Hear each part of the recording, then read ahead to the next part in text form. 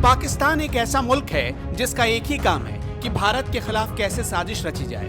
कोई भी मामला हो, पाकिस्तान हर बार भारत के खिलाफ साजिश रचने की कोशिश तो करता ही है, लेकिन कर नहीं पाता, बेचारा फेल हो जाता है और हर बार उसे मुंह की खानी पड़ती है। इसी कड़ी में पाकिस्तान ने भारत के खिलाफ एक और धूर्त चाल चली।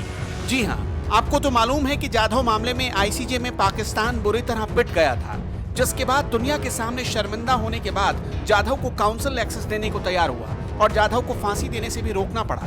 एक बार फिर पाकिस्तान जाधव के मामले में अपनी नापाक चाल चलने के लिए तैयारी कर रहा है, जिसमें इस बार फिर जाधव को काउंसिल एक्सेस देने से इनकार कर दिया है और पाकिस्तान की तरफ से कहा गया है कि जाधव की वकालत भारतीय वकील नहीं कर सकते हैं।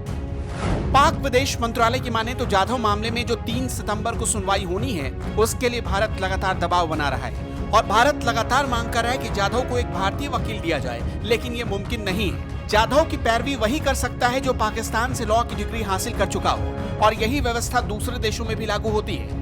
मतलब ये कि दोनों ही सूरत में पाकिस्तान की मनमानी ही चलेगी और कुछ नहीं। लेकिन इस रवैये से नाराज भारत ने इसका कड़े शब्दों में खंडन किया है और कहा है कि जाधव को बिना रोक टोक राजनीतिक पहुंच देनी चाहिए। हाल ही में भारतीय विदेश मंत्रालय के प्रवक्ता ने कहा कि हम लगातार जाधव से संपर्क में हैं और आईसीजे के फैसले की भावना को ध्यान में रखते हुए एक निष्पक्ष सुनवाई में विश्वास रखते हैं और हमने पाकिस्तान से आग्रह किया है कि जाधव को पाकिस्तान फांसी के खिलाफ पुनर्विचार याचिका दाखिल करने में पूरी मदद करे।